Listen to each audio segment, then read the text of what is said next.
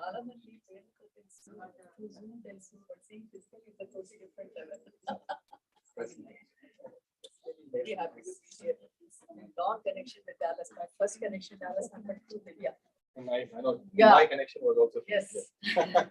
Dallas has to be baga kalsi vachindi. Then the family just grew. Sushma, her daughter Sindhu, and then all our crystal children. Now everyone is there. Yeah. Mella roots are becoming very stronger and stronger. You have to make Dallas the international base. It is, and it is already. So many of you are already into this, and it's such a pleasure. Okay, pillani choosandi. Come on. Harish, Yes. Maitreya. Abba. Ma'am, you can sit down. Yes. We will start. Yeah. Chapter. Yeah. Yes, we'll do that. Yes. Sure. Definitely.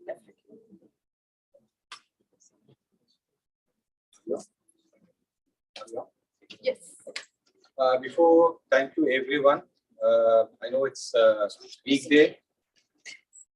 Job and the finishers, when you have to come here, it's a long distance. Thank you everyone for being here. And thank you, ma'am. She's not even traveling like local. She's coming 7 seas apart. So thank you so much for her and her husband, Hari, coming here and blessing us with your presence.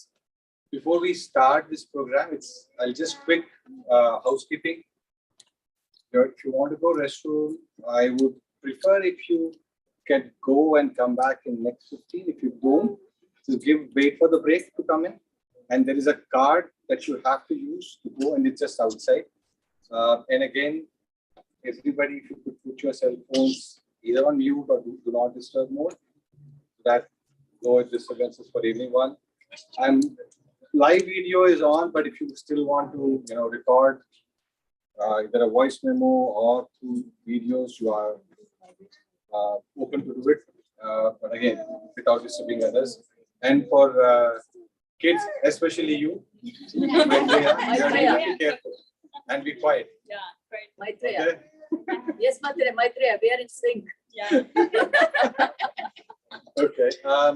Again, for all of you who are new, I know I've seen so many families who have come from New Jersey, from other places. This program, we are doing it on behalf of Meditation Magic. It's a non-profit organization. It has been registered in 2022, right, this year. But we have been doing this program from last 2-3 years. We have Divya, she's the president. Sushma ji is the secretary, and then we have Sri Harigaru, who is a finance. There you go. So my most important guy. These are Pera of Meditation Magic. So again, we do a lot of programs. I'm not sure how many people know about it. So we have evening sessions every day, which we do. We have 21-day session coming up in October 25. When is it starting? 25th or 5th of October? 21st of October. It is going to start. We are doing, first time in Dallas, we are trying to do a 2-day outside meditation, Paunami Dhyanam. It's a 3-day event, October 7th to October 9th. It will be a camping event. We will do a camp outside in Cedar Hill Park, and we'll do meditation. Plus, we'll have other activities for doing it, Sangha Sagatyam, everything else. So please register yourself because it's not many spots there. There are only 85 allowed in the entire thing. So register yourself for it. But again, with the housekeeping and with Meditation Magic aside, the main event. Now, when Divya told me yesterday I have to do the anchoring, I was really nervous because, it's very, very difficult, to describe somebody like, say, God, you can just say, God is X. But when somebody is like Ashtavadhana or Avadhana, it is very, very difficult. It's what is an Avadhana? So for that, an author, and she's a personification of it, by the way, right? She's an author, meditator, engineering by profession. She has written books. She gives talks. She's a holistic master. So for me, if I have to tell about her, it will take me this whole 2 hours of session. But I'll let her say a few experiences from her own mouth. But just to give a summary, not sure how many. I'm sure many of you would have already known her from Sita's life, Sita. And again, madam, I'm very sorry because I do not see a lot of YouTube videos. I could not have seen many of them. Absolutely. So for me, that's the best way to live. No, but for me, it was an eye-opener because as soon as she said I need to do, I was looking at all I know. It's all of 1 day of my Googling that is coming out of me You've now. done extremely well. So again, then she has written her own, as I said, right? Avadhana, and she wrote a book about being an Avadhana. So I think there's a lot of things, not just women, men should learn, because my wife keeps telling me that, you know what, you are one guy who will always stand outside and do stuff outside, but you don't care anything about what is happening inside the house. You know, for me, I am like the worst guy ever for that, because I cannot do anything beyond it. This is But the for story me, of every husband. But and she's always like, you have to be like an Avadhana, right? So I need to learn something from being an Avadhana from now. And then, she has her own organization, Saroja's organization, which she's teaching kids about meditation. She's helping many people to live a holistic life.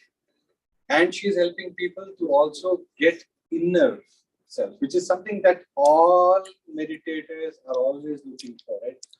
It's always, as they say in all our Shastras as well, right? You don't find God, peace, everything outside. It's all inside. Now, how do we get inside? It's through meditation. And I think nobody else beside her to give that mana. Without further ado, I would, ma'am, please take the stage. And again, respectfully, anybody, again, food is there, but I think we'll take a break maybe after an hour. If you are planning to have it, maybe wait for the break, or if you are taking it outside, respectfully again, make sure that we are waiting for the break. Thank you. My God, I can't read his introduction. No, I have to catch up with that. I'll just. Because I don't want people not to see it. So having said that, thank you for such a great introduction. It's my honor to be here. And I really don't feel that I'm coming to Dallas for first time, because this community feels like it's been connected to me forever. Honestly, and I truly believe that. Spiritually, we all are connected. Yes. Many times we think we have seen each other on Zoom, we haven't seen physically. But there's no real difference between seeing on Zoom and physical, because that's the energy world that we live in. We are connected through Zoom, it means we are connected through energy. When we see physically, again, it's another form of energy. So many of you are so familiar to me, including this little cute children. I see them most of the time, especially this one. Puts up her hand for everything. It's real honor. And thank you very much for each of everyone. Such a short notice, you guys arranged this session and gave me this opportunity to come here today and talk to you people. I'm really honored. I really mentioned that my connection with Dallas starts with Divya. We go long way back. Yeah, she came for counseling to me, and that's how we got so good friends. And though we don't keep in touch, but we are there in each other's hearts. That's the connection of spirituality. You don't need to really be talking every day. Hello, how are you? No. Even I think after a yuga we meet, we can take off from there. And that's what I exactly mean. And this is what we get through the spiritual world. Is a family, may not be by blood relation, by the energy relationship. I'm very blessed that my big beautiful family calls me Amma. And what a pleasure or what a blessing to be mother of so many children. Biologically, I may have only 2, but honestly, I have a global family for which I can't thank enough to the universe for giving me such a beautiful family. So again, my humble thank you, my great gratitude to you all for accepting me. Before we start today's session, I would like to remember our friend, philosopher guide, Brahmashi Pitama Patri sir. What a great occasion for all of us to remember him. And could we all meditate for 5 minutes? Let's all remember him, his energies, and let's invite him here today because I know he's already here and he's standing there and having a big smile, having, guys, go on, I'm here. So just for 5 minutes, let's all cross our feet, interlock our fingers, close our eyes, and be with our breath. Such a great occasion to be connected with all you beautiful masters.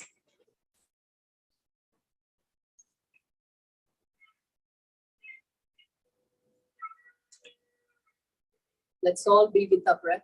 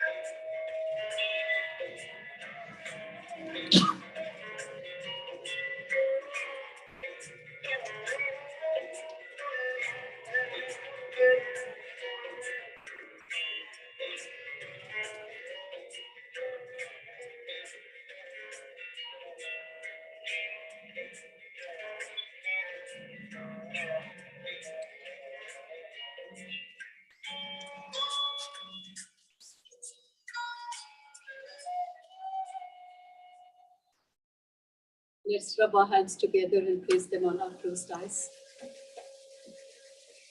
5, 4, 3, 2, 1, 0. Let's remove our hands and open our eyes with a beautiful smile. Great souls here today in this room, physically and astrally present, in the presence of all the great masters. Let's give a big clap to this beautiful meditation that we have done together.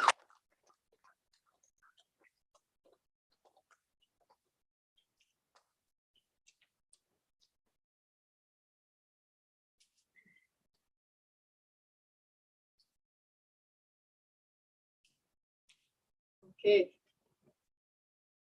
So the best part I liked was I was told what's my deadline. We have to clear this room by 8:30. Because people who know me, yes, I don't follow time. I could be here till tomorrow dawn. So I'm glad that somebody came to me and told, Madam, we have a timeline. Good priority. I like that, Sushma. She knows it all the more. Because once my session starts, we always say this. Let's start this with a laughter. All my sessions are very strictly in the flyer, 2 hours.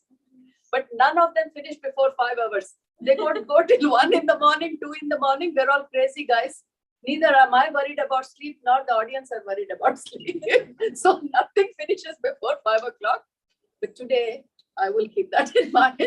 I think let's put an alarm like 10 minutes before 8:30 and we can close it wherever we can. What to do? Everyone has some kind of weakness. This is my weakness. No, it's all good. I do respect the rules we have to follow because we have hired this one. So let's check the time, 7:01. All right, we are not online. So I'm not going to share my experience because I've been asked to present a topic. So I'll straight away get into the topic. It's a beautiful topic. And the topic is living in bliss. Everyone wants to live in bliss, especially the meditators. You know, every time we sit in meditation, how do I reach that state? We're all dying for it, isn't it? Even whether we accept it openly or not, in our heart, we're all craving for that, isn't it? That Brahmananda Sthiti, when do I reach? When do I reach? Just before we started, I had my beautiful friend who came to pick me up, Hari sir and Bhavani madam. And we were having exactly this discussion. Madam, how do we reach that state? You know, if only we had keys to that, it would be so easy. But the beautiful part is we all know there is something, there is a carrot dangling somewhere, and that's where we are all aiming. Having a destination is always good. Otherwise, we don't know where we are going, isn't it? We're all doing meditation for what? And that's why sometimes we can't explain to children, do meditation. Bye, mom. Scratching head. What do we tell them? If we say Brahmanandam, they won't understand. If we say bliss, still they won't understand. No, you just have to do. But now we have got different language. You'll get good marks. Homework will become easy. You know, everyone needs that carrot. Without carrot, nothing is possible. So we have gone past the state of homework will be done easily, marks will. So when you pass the stage, every time the carrot has to be changed. So by the time we come to our state, what can be our carrot? Maybe at one point, money was a good carrot, but slowly we are going past that stage that we know, enough. Kya chahiye? All you need is 2 meals. And for some of you, I know you become great masters, only 1 meal is enough. I haven't got to that state yet. I still need my 2 meals. My chawal dal is very important for me. And definitely, you know, a roof on our house. But after that, the physical needs start going down. So that's the beauty of human beings. First, we are craving for our physical needs fulfillment and then emotional needs. And very soon we realize that that's also not the destination that we are aiming for. And then the more we start finding out what it is it that we are all craving for, then this terminology comes, Brahmanandam. You know, in Telugu they call Brahmanandam, Hindi Brahmanand, and the true translation in English is bliss. So we all know that is the ultimatum. Everyone wants the best, isn't it? You don't want half best. If you ask children, what do you want? I want to be number 1. Nobody wants to be number 2. Of course, my sister used to say, Dad, if everyone gets number 1, who will be number 2? So I'll become number 2. So my dad used to say, you're very generous that you have given away number 1. So, but for her, I've never heard anybody saying that I want to be number 2. But all jokes apart, everyone wants the best in whatever stage we are. Children, they think what is best for them, and we try to explain to them in the same knowledge what they can understand. They won't understand Brahmanandam or this, so we give them some other definition. But you understand, I know, you understand this, you know everything. You're only this much in size, but you know a lot. But when we come to our stage, then this physical needs, emotional needs, we're just crossing one after another. Then we are thinking, what's that ultimate? And that ultimate at this stage for us, we all know is that state of bliss. So let's talk about that. Living in bliss. What is living in bliss? The one thing that we are all craving for. So if there is somebody in this, if there's anyone in this hall who feel bliss is not on their agenda, then I apologize. But for today, we will cover that one. And maybe next time we'll cover the one that you have. No, honestly, it need not be on your agenda all the time. But I have generalized people in this room thinking that you've all been on this path for some time. And I do this show in Hindi called Brahmanand, which is 1006 of Joy in Hindi. And we are always talking about the state. So let's talk about that state and find out what it is living in bliss. We're talking about bliss. Bliss means there is a state and we all are craving to live in that. So that's the topic I picked because I thought let's talk about something that we all want to do that. We all want to know what it is. Let's talk about a roadmap. Roadmap is like a guideline. How do we go there? So I thought I'll just put together some slides because I know I've seen children and sometimes it's easy to focus, but if you don't want to read the slides, don't bother. I'm not a slide person, honestly, because there'll be something on the slide. I'll be talking something, but I'll try to keep it all within the context, right? So what is bliss? So when I was looking at what is bliss, I'm not going to look there. So I've got a copy of here. I'm trying to keep in line with what you guys are seeing.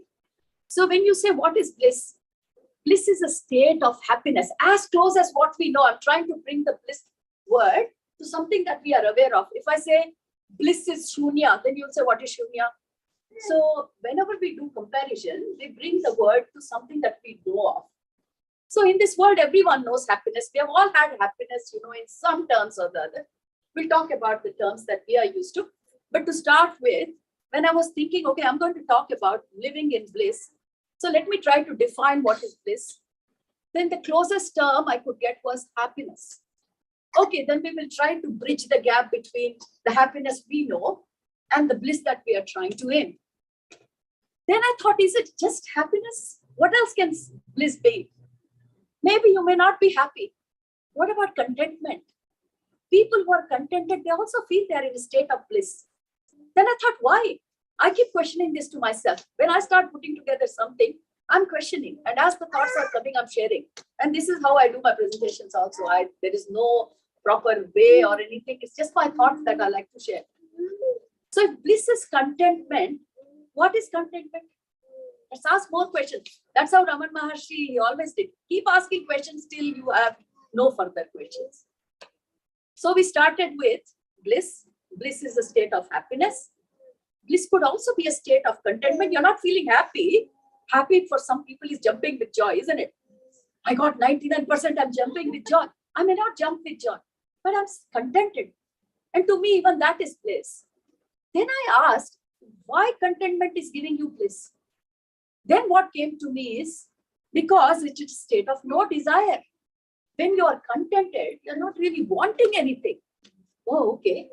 Not wanting anything means contentment, and that gives you bliss. So why not wanting anything is making you give that happiness. So when you start digging and digging and digging, then we realize that when we have no desire, what is happening? So we're just going step by step on how my thought process went. When there is a desire there, and you are saying that I'm happy because I have a desire to be fulfilled, that means there is a dependency there, isn't it?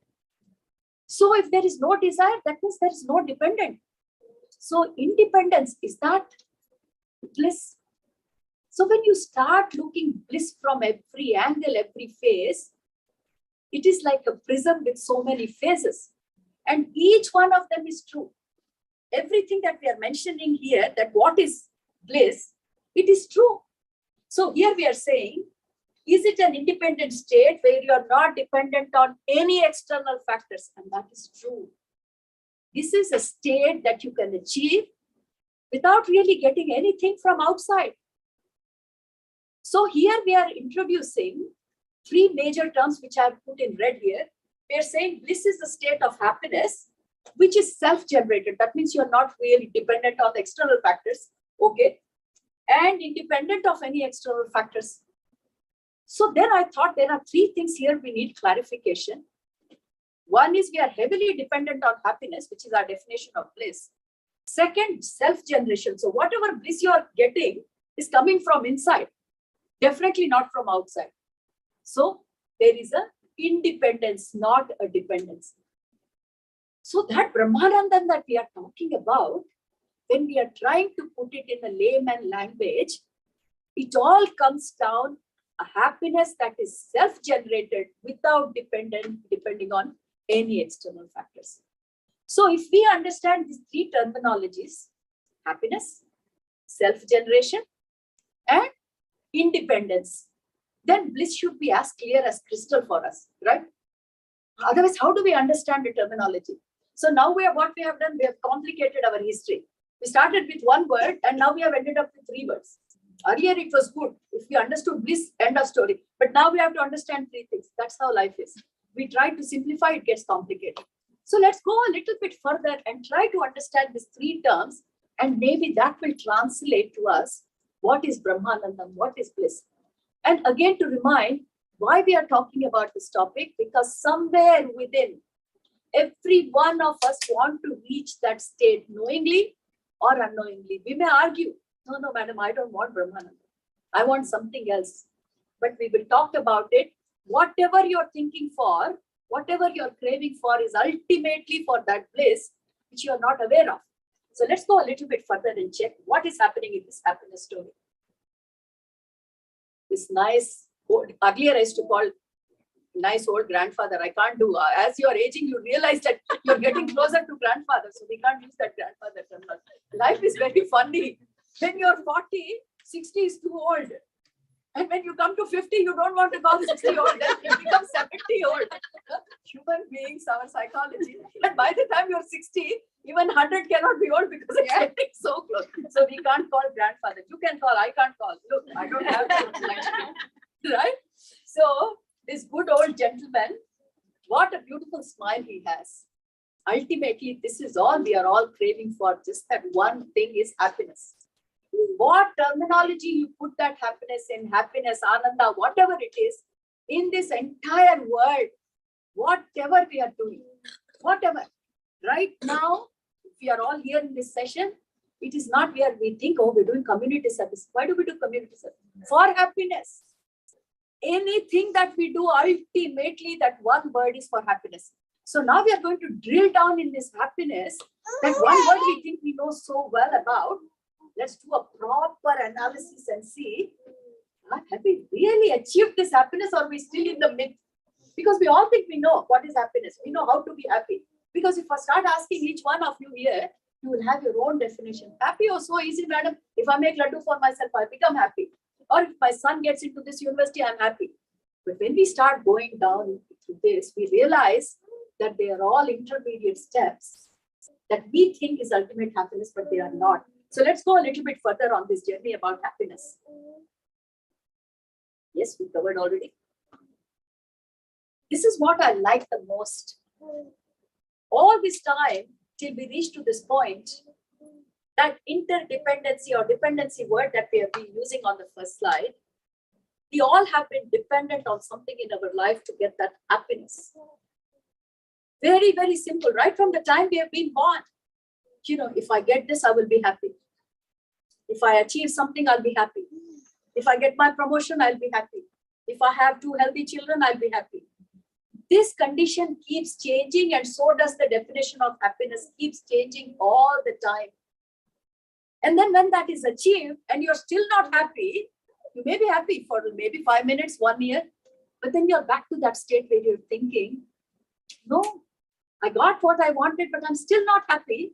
And then you scratch your head and think, what am I chasing after? The thing I chased for, I already got, I'm still not getting happiness.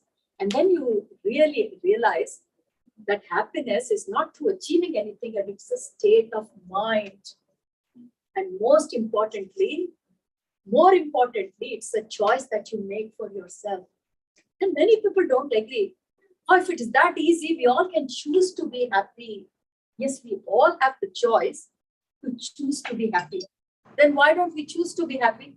Because many of us do not understand that happiness can be chosen. And once we start practicing this choice, we don't want to exert any other choice in our life. And whatever I'm talking today is everything practical experience that we have been doing for ourselves. So there is nothing that it's on paper and hasn't been practiced. We started with bliss. We are ending up on happiness discussion. By the time we finish understanding happiness, we will realize how close is the ultimate happiness and the bliss word. And that's my reason why I'm taking this happiness journey with you people. So here I'm saying happiness is a choice. All the while we have been thinking when we get something, we will be happy. If I get that, I will be happy. If I get this, I will be happy. Now I have turned this definition and I'm saying, you're not going to get what you want till you are in that state of happiness. This is what we all miss. We think we will get something and then we will be happy. But if you want something, you have to be in that happiness state. What is that happiness state? That is the contentment state. Now everyone might ask, I haven't got things. How can I be happy? We all come back. We all know the law of attraction. It's very nice theoretically, but when you start applying in your life, law of attraction is the most difficult thing to apply. Everyone knows the definition. Everyone knows that to get something, you have to be in that frequency. Otherwise, you won't get it. So if you want happiness in your life, you have to vibrate at happiness level. But if you haven't got anything, how can you vibrate at that level? And this is where the whole principle of creation starts with law of attraction. So even before we start asking for things, we have to make sure that we have reached that level of contentment. So see, the whole equation is changing. We thought that we get something, then we will be contented. But you have to be contented to get that thing. Law of attraction is very, very tricky. If you are asking for things from a feeling of lack, you're never going to get something. You're only going to get more of what you feel. And majority of us so far, I'm not saying at this point, because I know you people are quite advanced. You have been doing self-analysis. You have been doing inner journey. So you might have done a lot of progress. But since we have started this physical life journey, we haven't understood this law of attraction theory at all. Law of attraction and happiness is all one. So trying to understand the vibration that is the basis of this creation is very important, because every principle in this creation is based on this energy rule. So if we are energy means it has to vibrate, it needs a frequency. At what frequency are you vibrating decides your entire life. So, okay, so now the whole game plan has changed. I have to be happy if I want something. How do I be happy? I can only be happy if I'm contented. So then you think, how do I be contented? It all starts with gratitude. Now, how can I show gratitude when I don't feel gratitude? The whole universe story is reversed. Our thinking is upside down. And then we realize that if we start realizing what we have and start being grateful for that, we may not feel it's too much, but we all have to start somewhere.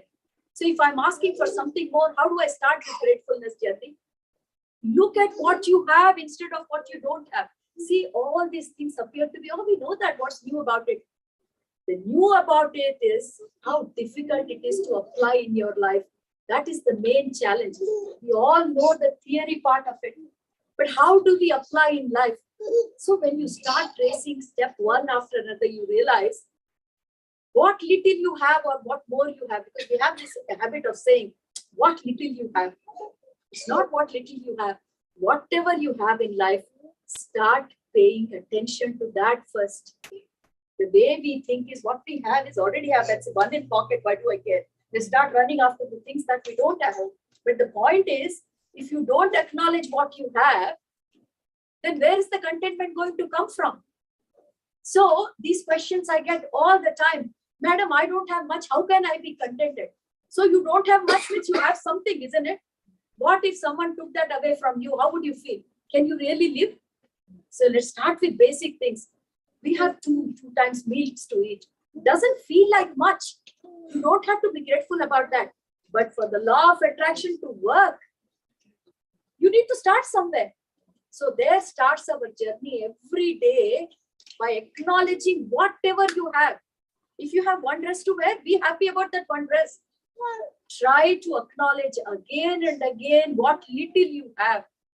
Beginning, very difficult. I have got only so much. What is there to be happy about? But everything is addiction and practice. Human mind is like that. It needs 6 weeks for a human being to get trained into something, whether it's a mental thinking, a physical habit, or any kind of emotional habit.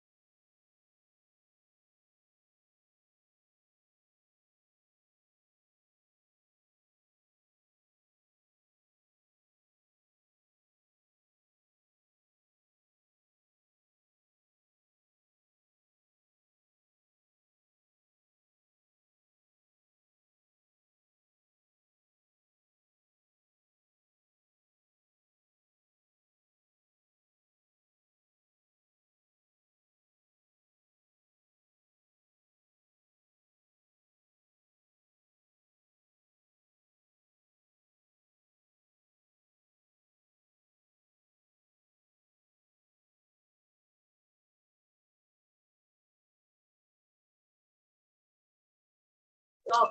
I myself know in the last 12 months, there are so many people who have quit their job because that wasn't matching with their passion at all. I don't want this kind of a life. But what do I do? Okay, I'm quitting my job. So do you stress about it? No, they wanted to practice. I will live with contentment with whatever I have and see how my contentment energy works. Friends, in the last 2 months, I have got 3 of my colleagues on my platform who are experimenting this, and with that contentment energy are attracting things into life. Law of attraction feels like humbug. What the hell it is? It's very good in books. Will it work for me?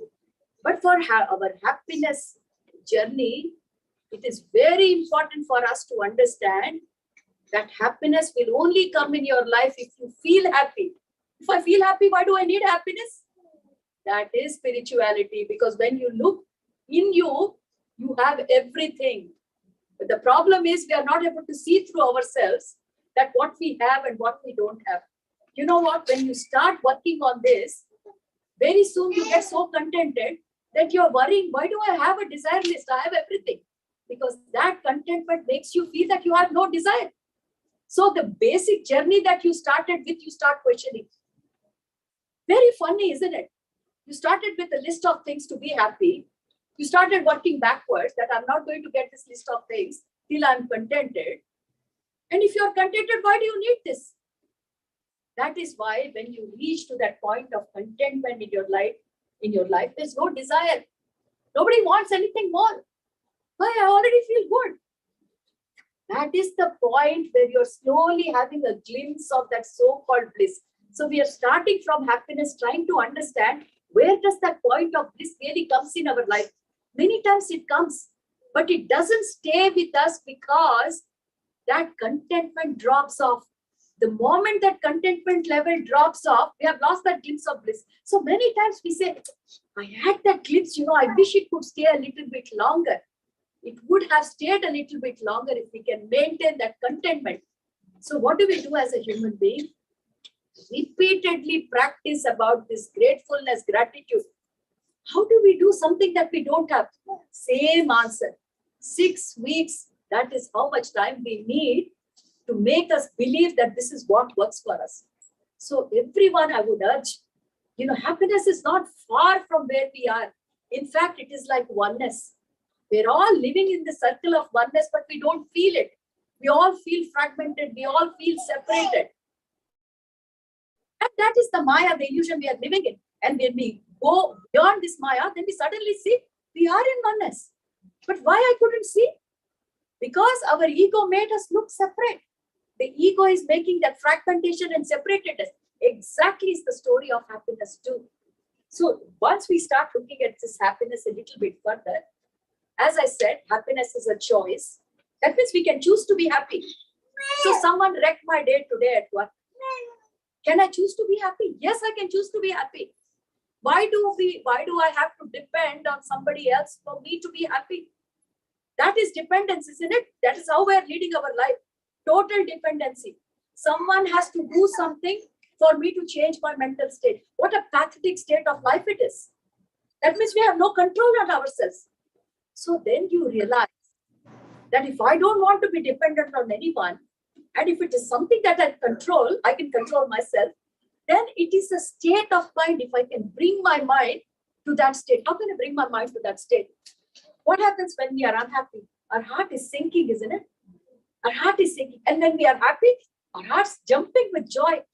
See, when you are happy, I do this exercise just to feel how the body feels. When you are happy, how the body feels. The chemistry is totally different. Every cell in your body is jumping with joy. You can only feel the heart. But if you can stop this mind for a second and just tune yourself, every anu, we say, every atom in the body will be jumping with joy. We are not in a state sometimes to feel every anu, every atom, but all we can connect it is with our heart. So happiness overflows from our heart. What we have to do is memorize that. Whenever you get one moment of happiness in life, it could be because of physical things. It's okay. Remember that. Memorize that, how it feels to be happy. Like how we do mathematics, 2 times 2 is 4. It takes some time to remember. First, you'll have to scratch your head when you're child. 2 times 2, 1, 2, 3, 4. So it takes a while. And then when you grow up, somebody's asking 2 times 2, you won't count on the finger, isn't it? 4 comes from the back of the mind, conditioned already. We have to condition ourselves. We have to remember, what does the body feel when it is happy? It has to go in our memory. We have to make it consciously in our memory. That is the trick. Even you're depressed, somebody has scolded you. That's when we become unhappy. People are rude to us. People do not respect us. Our heart is sinking. In back of mind, from your memory bank, pull the experience. How did it feel last time when you were happy? Oh, my heart was feeling so good. It was jumping. You can bring back. You can change your body physiology to bring to that state of mind where those chemicals are pouring out. It's what to do with chemicals, how you feel good or bad. Somebody has said something, some other chemicals are coming out. Now you are tricking your body by pumping different chemicals. So it is your choice. But we don't think it's a choice. If you ask anybody, hey, why are you having a long face? My father scolded me. So if your father scolded, is that it? We can't change it? Yes, we can. We can bring from our memory back how it feels like. So is it an insult to your dad if your dad scolds if you're happy? No, it's not an insult. In our thinking, in our belief system, we are being conditioned many things. We have to break the pattern, and remembering from memory how it feels to be happy is the most important thing. I have experimented this personally. There are many times we have no control on external factors. We do not. See, spirituality rule number 1 is non-interference, non-criticism. The first rule, non-interference, means that we have no say in others' lives. We only can control our life. We can only design our life. We can only maintain our life. We can't really say anything to anybody. So if you can't control your environment, then how can you control people, how they should be behaving towards you? So that dependency has to be taken out. Hence, we all have to remember that we're using these excuses, that we are sad because of this. We are unhappy because of this. We are not unhappy because of the external factors. We are unhappy because we have no control on ourselves. When you change the definition of happiness, you understand that this external world has got nothing to do with your happiness. You are not able to maintain your state of mind. That means your mind is dependent on the world around you. What a pathetic state. We talk about independent country, freedom, India, everything. Physically, they may all have been, attained independence, 15th August to 26th January. What about emotionally? We can't even maintain our state of mind. Then what kind of independence do we have? Have we ever thought of how dependent we are on every single thing? More than dependence, it's an excuse that we have made. My life is dependent on others, hence it is like that. But spirituality basic rule is you're not dependent on anything. Apo dipo bhava. That means you can light your own life. If you can light your own life, why are you blaming others? That means you don't know how to do a matchstick and light your own candle. Then we have to learn, isn't it? It's all matter of practice. If you don't know how to light your candle, practice that. Let's not use the excuse that because somebody is messing up our life, we do it all the time. Whatever I'm saying is nothing new to you all know, but are we able to practice that? When we go back into our family life, we go back to our work life, every day our life is messing up because somebody messed up. Either our children are rude to us, they spoiled. That day we have to do 3 hours meditation instead of 1. Oh my God, that's how it is. Why we have to do 3 hours meditation? I'm not saying don't do it, but why is the need of increasing your meditation today? That means your state of mind is dependent on everybody except you. How pathetic way of living, isn't it? We talk about independence, but we are not independent ourselves. So then we need to look at the definition of what is independence. And most importantly, then we start seeing that what we are, our true nature, we have covered it up with so many layers upon layers. Where are the layers coming from? This is the system that the society has given us, our belief systems, our thoughts, what our parents have taught. No offense to our upbringing. Our parents also taught what they knew. If they knew anything better, they would have taught us much better. So this is how we lived when we were young, and we have just carried on. Nowhere in our life did we stop and question ourselves, why happiness is so difficult? Why am I dependent on everyone? Right from child of age 2, if someone claps for him, just wait for a little while, this child grows up and somebody claps, he's happy. Oh, so this doesn't come when we have grown up. This is inculcated, imbibed in us right from when we are young. If someone claps, be happy.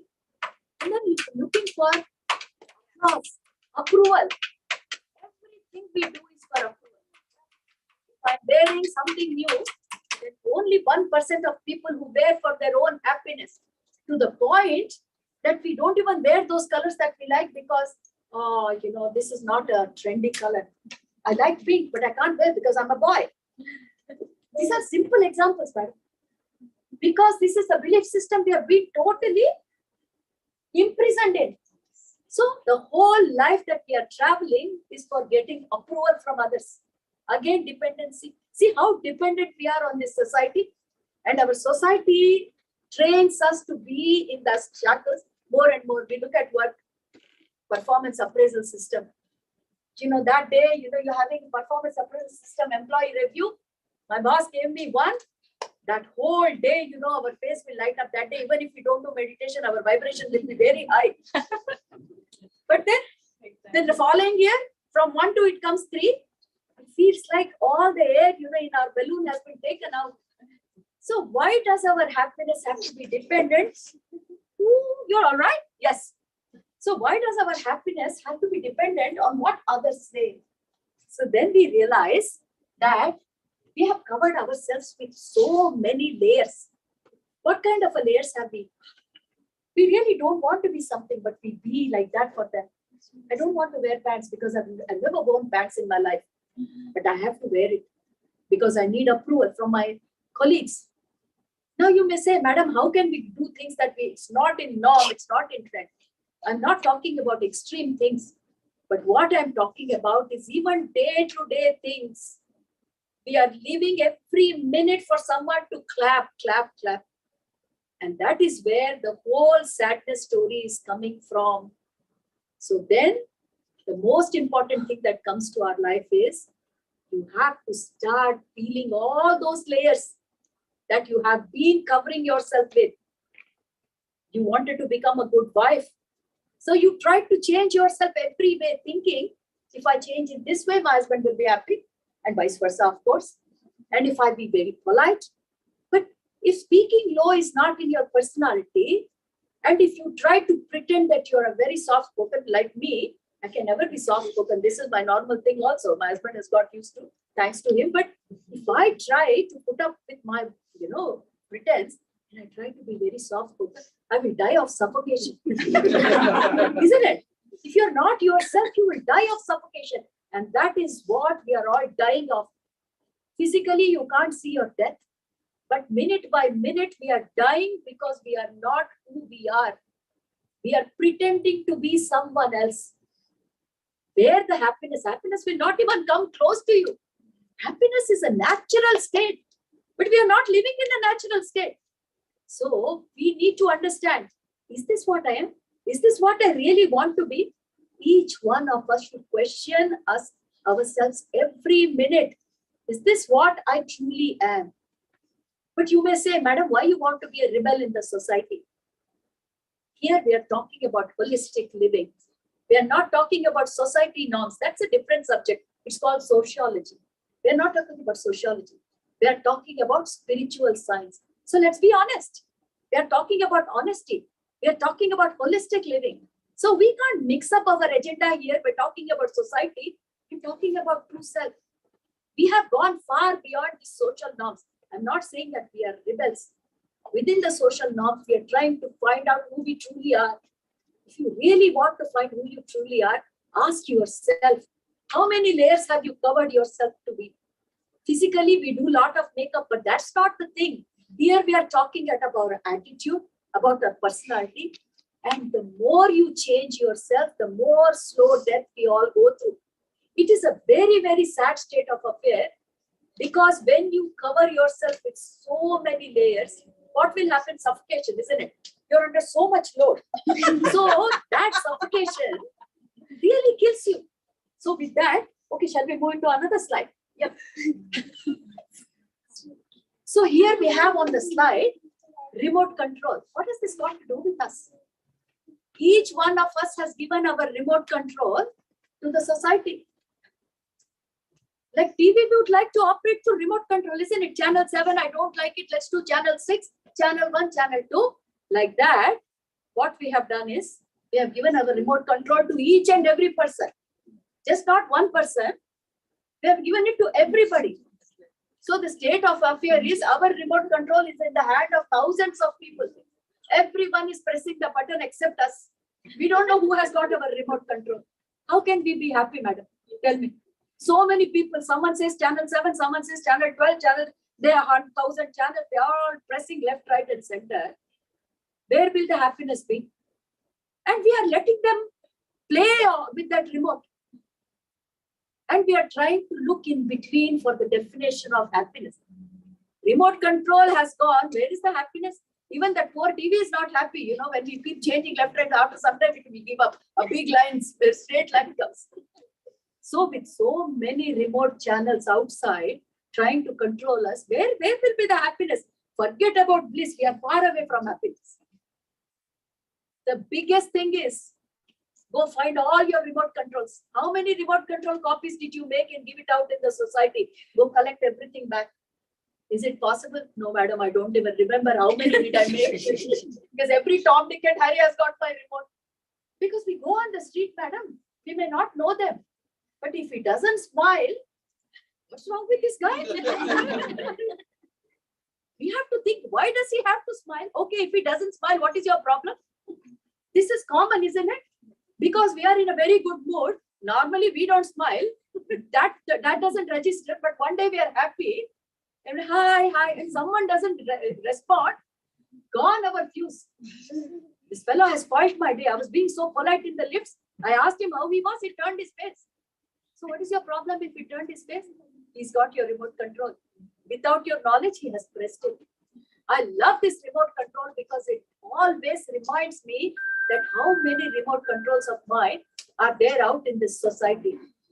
Very difficult for us to go and get remote controls from everybody because we don't know who all have it. What can we do? There is always a wireless thing, that makes a remote control work. Pull that wire away. Then it's easy. It doesn't matter how many remote controls are operating outside. You have pulled your antenna, it won't work. And that is the antenna that we are all desperately trying to find in us. For finding that antenna to be pulled away, first we need to understand that there is a process where there is a connection between you and these 1,000 people through this remote control. And the day when we understand this analogy of remote control, life becomes first blissful glimpse we see that day. Doesn't matter if he's not happy.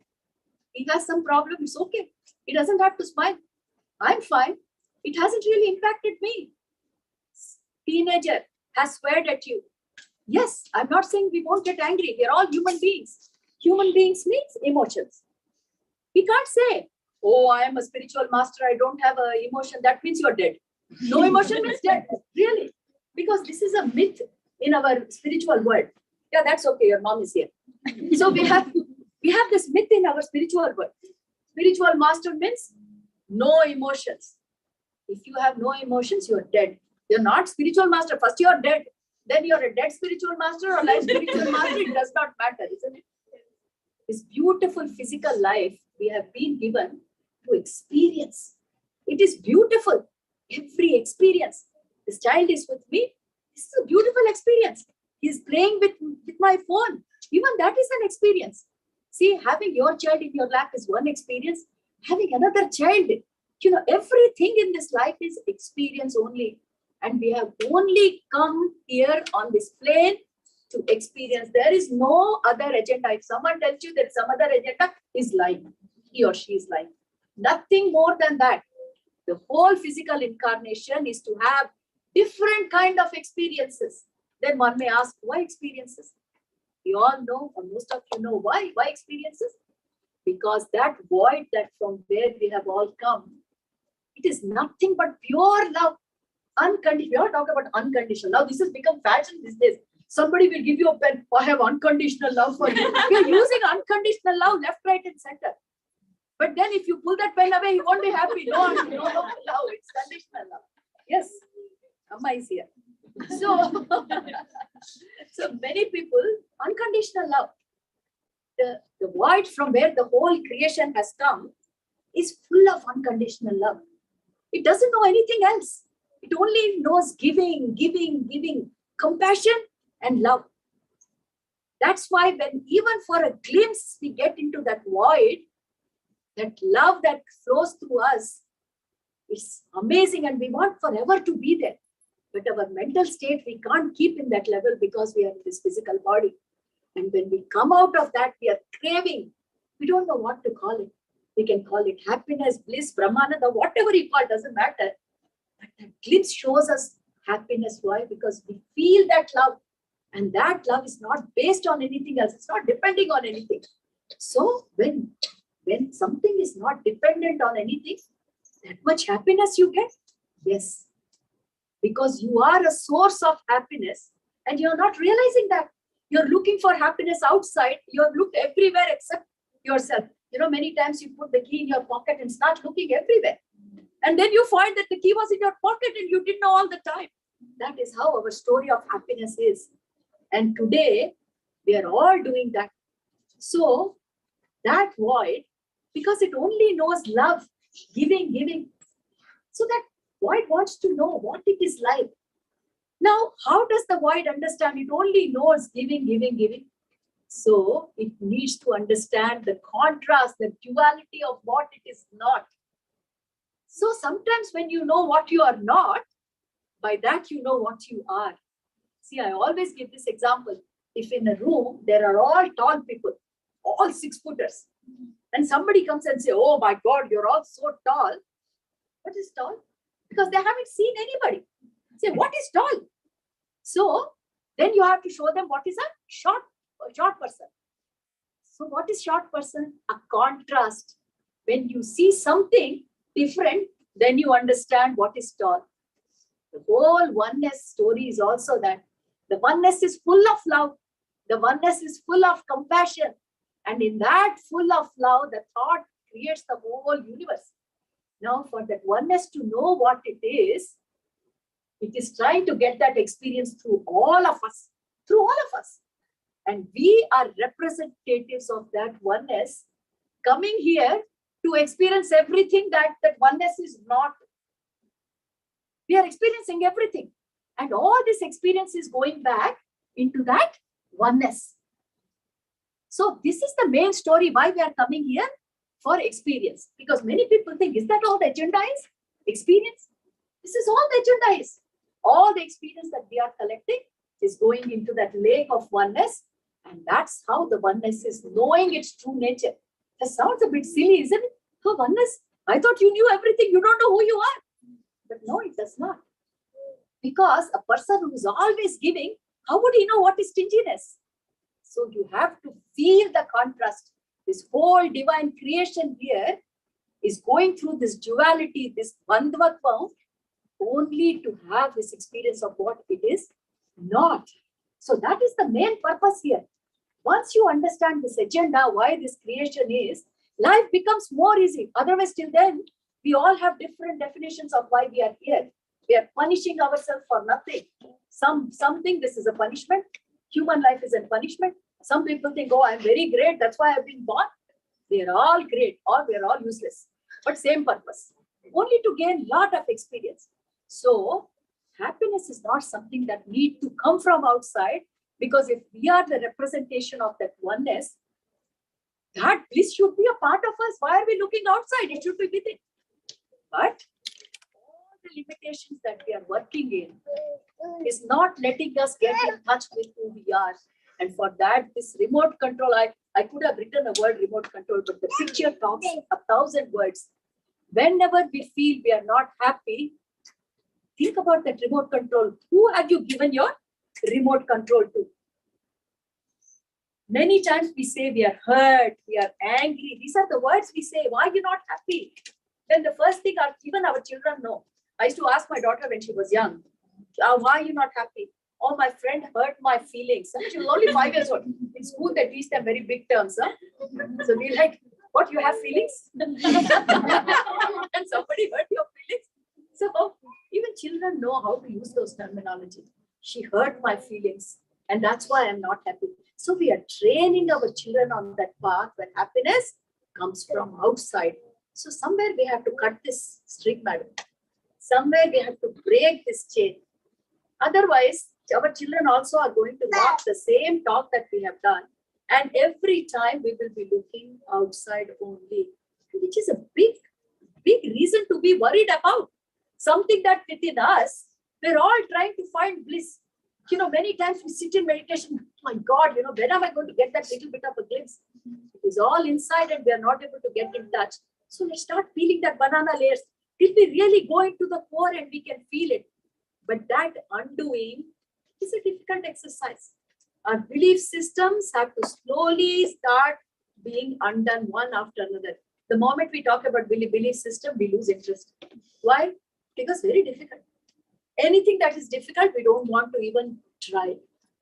But the humanity at the junction we are in, the only choice we have is to keep questioning our belief system. Why are we thinking this way? Can it be different? If we don't want to change, then we are just going to repeat history again and again, again and again. So our emotions depend on our state of mind and the response we create, irrespective of who is doing it. So there is nothing who outside. It is what we choose to do. So number one, happiness is a choice. And number two, it's a state of mind. We all can bring that state of mind out by practicing. We can fake it. We can fake it. How?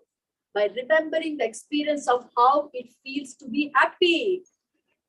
You can all try this from today. Whenever you're sad, remember what it feels like being happy.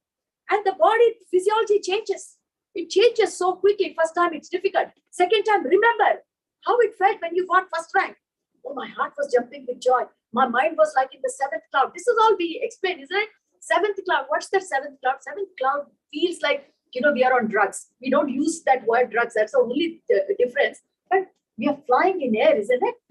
So we can recreate that experience whenever we want, irrespective of what situation we are in. Whether we are hungry, we are being scolded, you know, a bad day at work, irrespective of that, once we start undoing, recreating our memory, we can choose to be happy at our own whims and fancies, not because of others.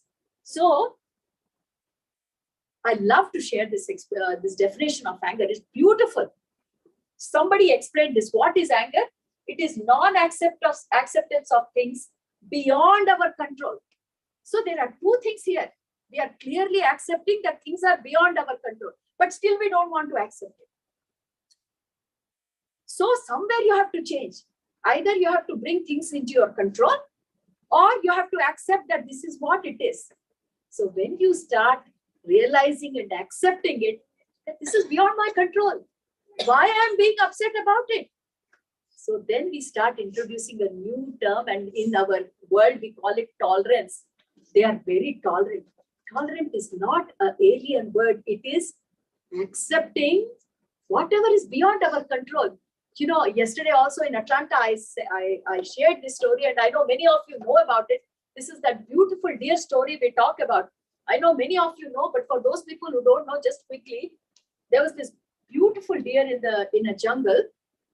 If all of you know, I'm not going to talk about it. Is there at least one who doesn't know the story? Oh, that's good enough. This is a beautiful story. This really puts us back into the track. This is the pregnant deer in a jungle, and it's about to deliver the fawn any minute. And then it looks around. It sees a hunter in a bush on the right-hand side, ready to shoot. So it thinks, should I run to the left? And then there, it sees a lion ready to pounce. Lion knows deer can't run, ready for prey. Shooter also knows it can't run. So if the deer is in a situation, if we are in that situation, what can we do? We only have two choices. One, either we run away. If we can't run away, change the situation. But here, what option it has? Can it change the situation? No. Exactly. Or can it run away? It can't. When these two things are not possible, then we have so many terminologies in our mythology. We call it surrender, sharanam, whatever you call. But that is the true story. When you start learning that, when you start accepting things that are beyond your control, it's not an insult. We say, oh, no, you should keep trying. Keep trying. Because you still have two options. Either you can change the situation or you can run away from the situation. Keep trying to do one or two. But the moment you realize that those two options are not available, stop worrying about it. Just let it go. But in our physical world, let it go. We have put another word to that, cowardness. It's not cowardice. If you really think, even if you try to run away or you try to be, there is always a divine plan that is working behind. And for that, you need to have a bigger understanding of this universe. If you cannot have a bigger understanding, then the easiest terminology is three options. If you can change the situation, change it. If you can run away from the situation, run away. If these two options are not available, then understand that the situation is beyond your control for a reason. You have created that situation for your experience. So, whether you call it tolerance or surrender or acceptance, then slowly your thinking starts to change. The more and more you understand this philosophy of the options you have, then you start to understand, see the life very close. And then the happiness is not far away, because any situation is fine for you. You're not worried. Many people ask, Madam, is that laziness, doing nothing? No, this is not akarma. In Bhagavad Gita, they talk about akarma, about not doing things. This is not akarma. If you feel like giving it a try, give complete shot. But there are many situations where you do not have an option. Then when we come back to this story, the deer didn't have option 1 and 2. Then nothing could the deer do. Let it happen. Okay, whatever happens. At that moment of time, the shooter, he pulls his bow and arrow ready to shoot. And then a big lightning drops on him. So his direction really goes a little bit here, and that arrow shoots the lion who is pouncing on the other side. And this lightning strikes this shooter. Both are down, which they never expected. And this deer happily delivers the fawn. Though it is a story of a deer, this is a story of a life. Whenever you're in a situation where you feel helpless, beyond your control, remember this deer story. If you can run away, run away. If you can change, happily go and change. But if those two options are not available, we are on this path of inner journey. We can't talk about this to normal public. They won't understand. But here we are all trying to go deep inside us to find out that inner journey. And this is all part of inner journey to understand that this is how universe and creation works. The more we understand principles of creation, the more life becomes easy. That's why I talked about law of attraction so much, because we need to understand the world that we live in. See, if you're playing a football game, you don't know any rules, you're kicking goals everywhere, you're not going to get a point. You have to kick the ball in that goal only. Every game has rules.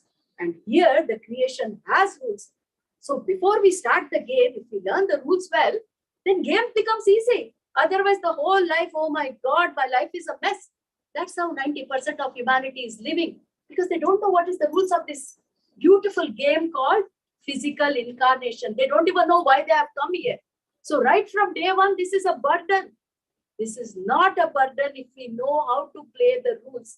And the two important rules for happiness. One, remember, law of attraction, how it works. If you want something, you have to be in that frequency. How you will be in a frequency? Try your way, whatever it is. And number two, is exactly remembering this dear story. The more this dear story is digested by us, the more easier life becomes. So when we talk about this, we have to talk about children here. It's very important. And that's why I have put here, because we have children here.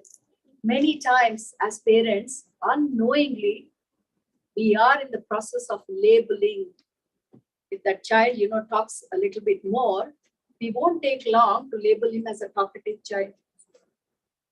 That really is taking their happiness away. They may not say much, but labeling is a very bad process that we do, that the child takes the burden on his shoulder all the life. He only can see hitting physically children may affect them in PTS or whatever way it is. But labeling is the most horrible thing as a parent or as a school teacher that anyone can do to a child. We have scars inside. When I do inner child healing sessions, these labeling stories come out in different forms. We have scars because we ourselves don't realize that this labeling has been done by our society, whoever was our society when we were young, and we have been carrying. So what do we do? Whether it's a young child or it's an old generation, think, what are you being labeled as? Oh, madam, I can't cook properly. So people say, oh, my cooking is not good. Have you tried? Are you just going by that label that your cooking is not good? I can't do artwork properly. Just once you tried? And no, nobody likes my art. Doesn't matter. Every day, if that is your passion, you can keep trying till it works. But it is your choice to decide, not for the society. When we look at children, especially this labeling thing is bringing down children so badly. So how can we get the children out of this? This exercise we are particularly doing with children, they feel such a big burden is off their shoulder. Talk to that child. Okay, what is happening in your life? Oh, all my friends call me like this. What do they call? So and so. Why? Because this is what has happened in the past. Just one or two instances has changed his life. And the child won't even try after that. So we make the children write on a piece of paper, take a white A4 paper, write down. If society has labeled you as a slow coach, that you're slow in everything, don't believe that as your reality. That is not your reality. You're accepting the reality the society has dumped on you. And if that is scarring you inside, you're suffocating. Take an A4 sheet of paper, write in big words, I'm a slow coach. Look at it. Tear it down into pieces.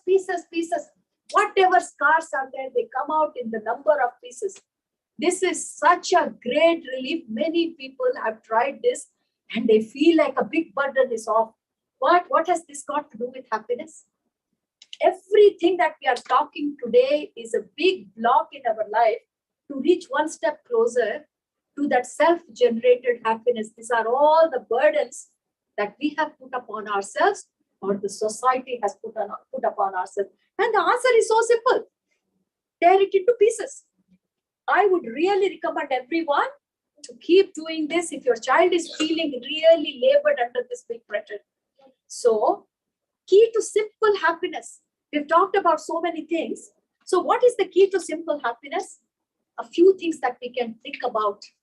As I have put it here, we could talk so much, we could talk, for hours together, but we have a time limitation here. We're trying to cover so many things under one umbrella.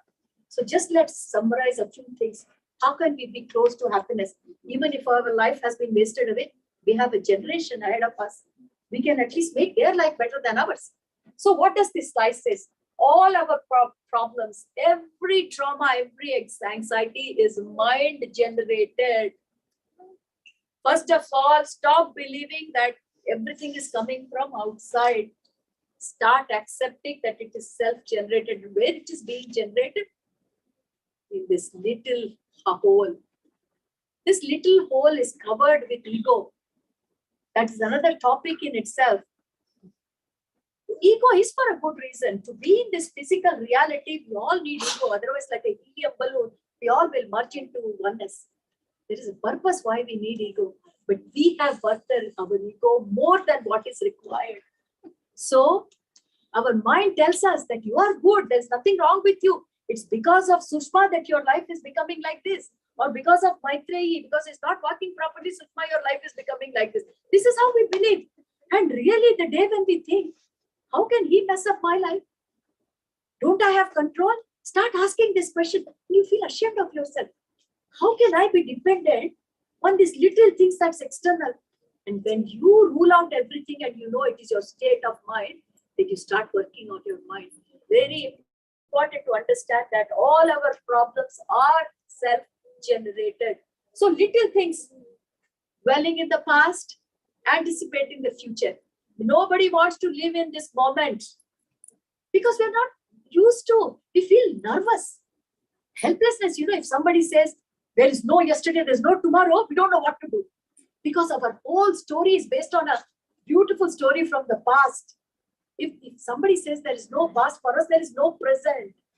Because we don't know how to live in the present moment.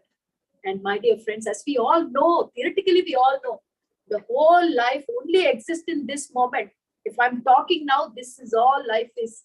Life doesn't exist in the past. Life will not exist in the future.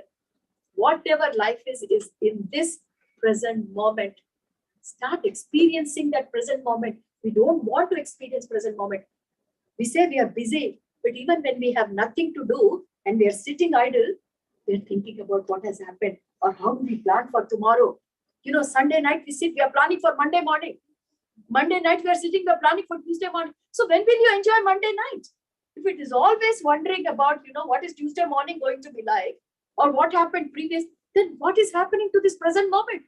The present moment is slipping like a sand from your hand. What is your present moment? Present moment is your life. The whole life is passing away by you brooding about yesterday and tomorrow. Sounds ridiculous. Is that how we are?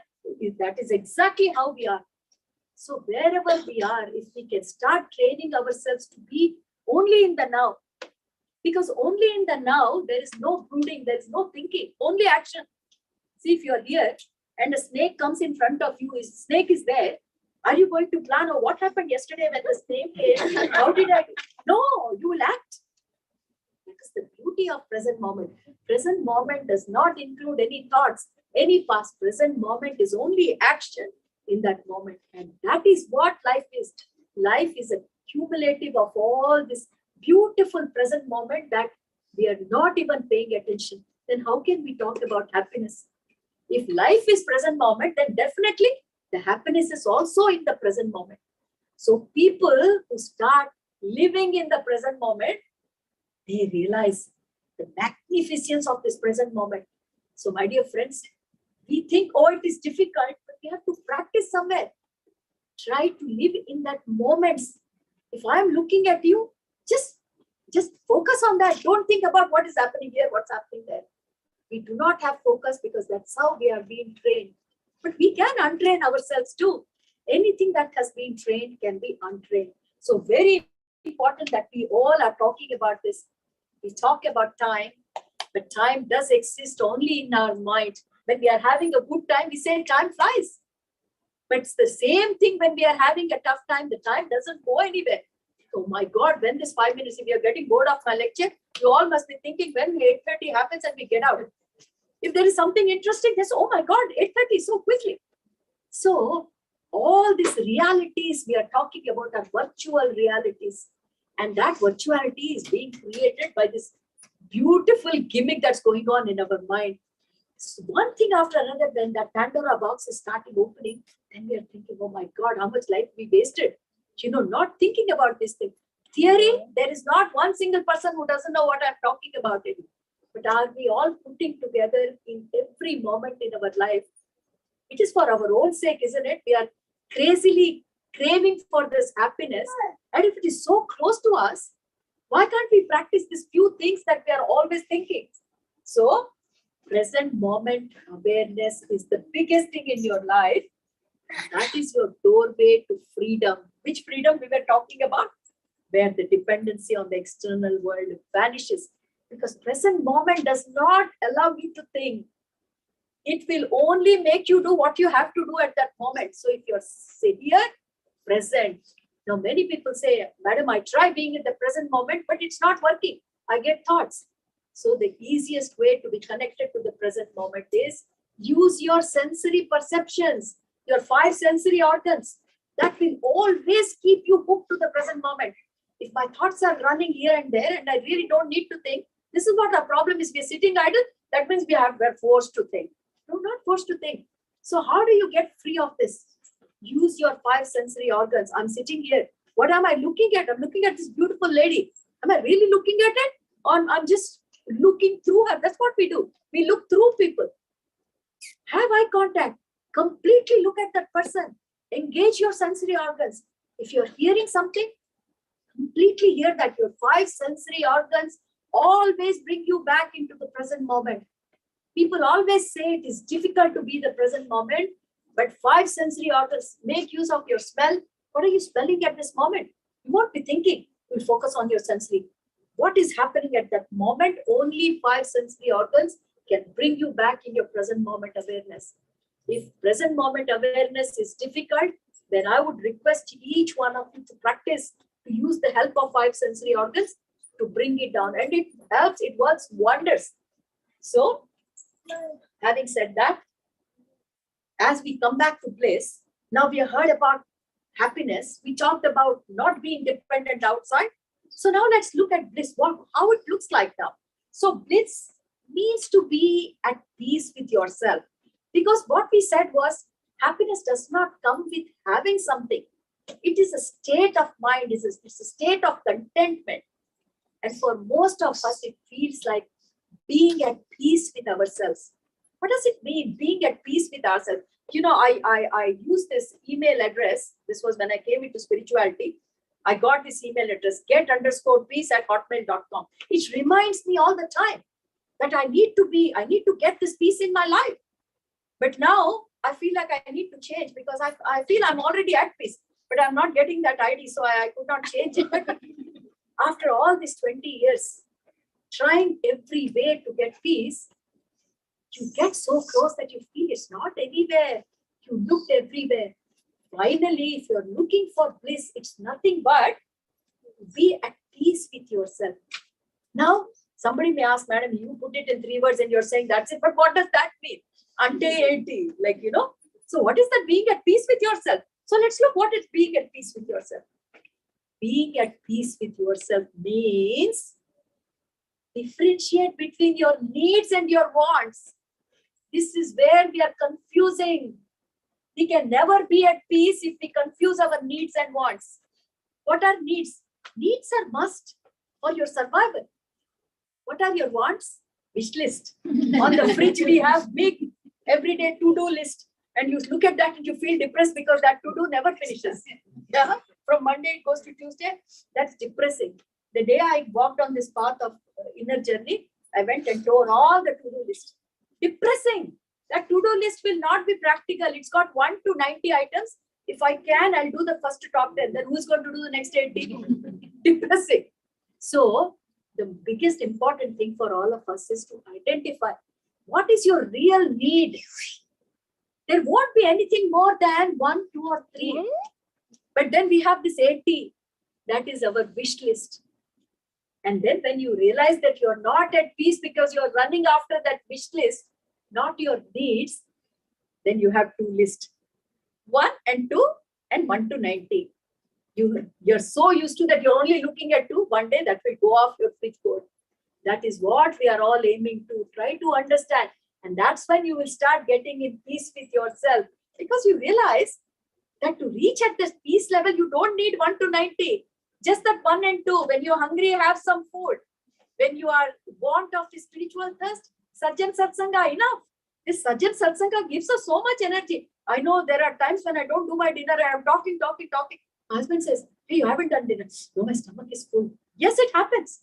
See, that is our mental state. That is how our mental state can trick our body. Happiness is also, we can trick our body.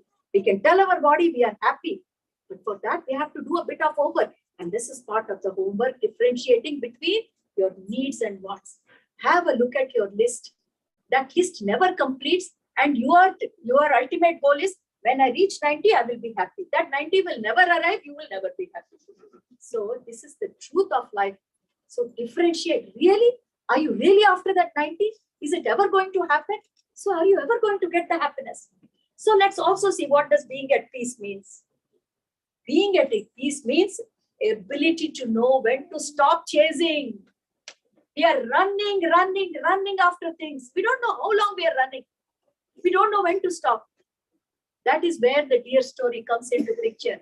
Do chase as long as you want, but understand at some point of time, if it is a futile chase, stop. Because till you stop, you will never be at peace with yourself. Running will never make you at peace. That is the basic physiology of body. What does running mean? That means you're craving for something. Until you get that, you're not going to be at peace. So when will you get peace? The second point is, you only get peace when you have the ability. Ability is important. You should know what is working for you, what is not working. What works for Sushma may not work for me. Why? Madam Sushma, madam, does astral traveling. Why I'm not doing? Why? That's my path. My divine plan does not need astral traveling. I cannot do it. But if I want to chase after astral traveling, my life will become miserable. So many meditators' lives have become miserable because they're always comparing. Oh, third eye has opened for him, madam. He started later than me. I'm doing 10 years. He's only doing 2 years. He saw Himalayas. I didn't even see my toilet. Honestly, sir, this is what is happening in life. So this is spiritual competition. Spirituality and competition. So we should know where to stop. If we don't know, then we should take advice from somebody who we think can advise us. So this meditation thing, I know every meditator, or at least 90% of the meditators have this problem. Madam, these faculties are not working. Siddhas are not having any siddha. Remember, Ravana was a siddha. It didn't make him a spiritual great, nothing. So do you want to become a Ravana or you want to become Rama? If you want to become Rama, then start thinking logically. What are you chasing after? Is it going to do any good to you? So, and we are not going to talk about these material things, whether this is good or bad, because everyone's needs are different. Everyone is different. But for your own self, think where you should stop. Stop running after the mirage. Mirage is a water in desert where you think the water is so close. So you keep trying, but after a while, stop. When you realize the reality of this life, stop. Very important. Bliss means to be at peace. And to be at peace means to understand. So you need to have the ability where to stop. Let's see what being at peace means. Very important. Ability to say no to rat race. The whole world is in this rat race. Very easy to be sucked in this rat race. We have children here. We have children going to college. Biggest rat race happens there. I'm not saying children don't work hard. Give your best shot. Nothing wrong.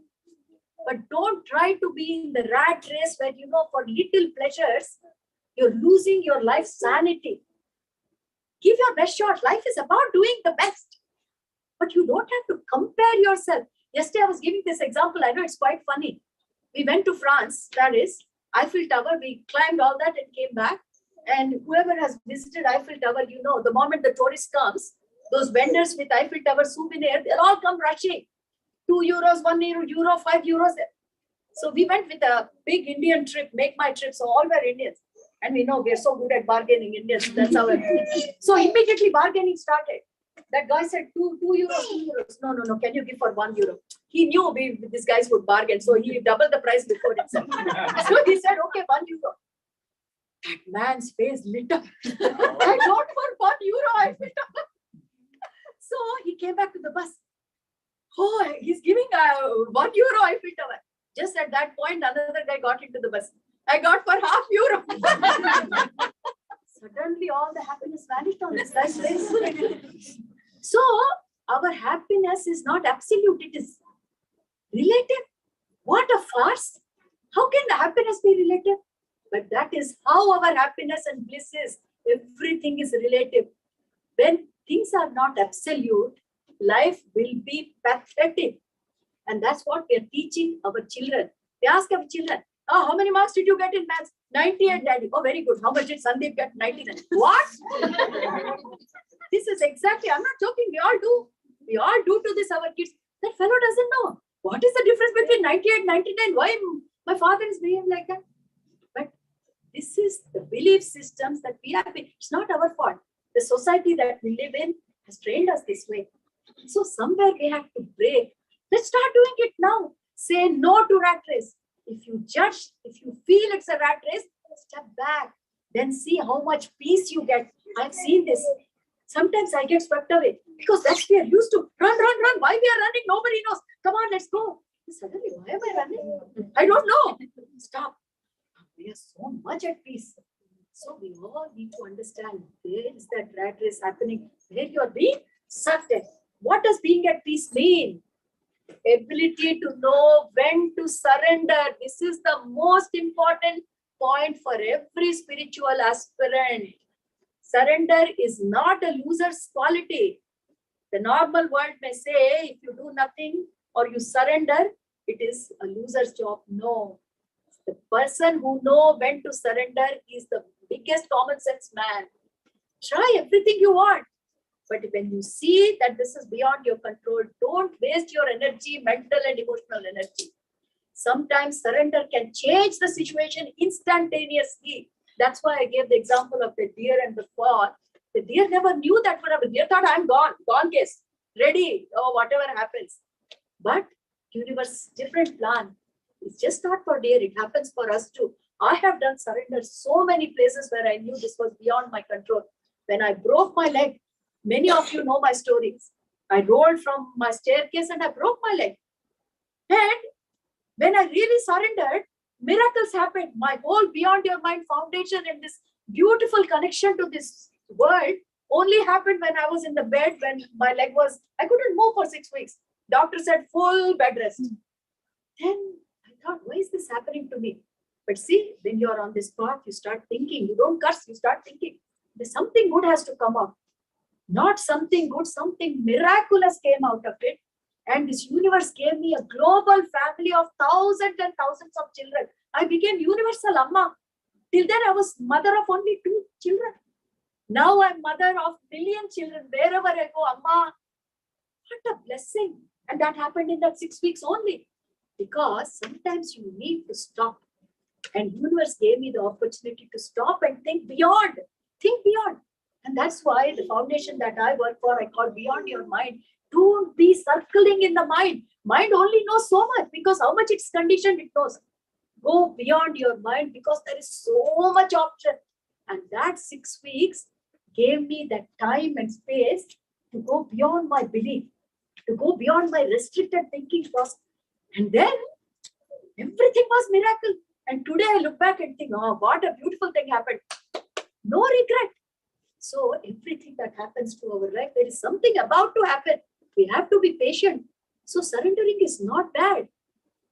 Fighting, resisting does not work all the time. We all know the more you resist, the situation persists. In spite of knowing everything, we still try to resist. I know it's hard. Again, it's our conditioning, but somewhere we have to break this conditioning. Last but not the least, being at peace means what? Ability to identify your passion. What is it?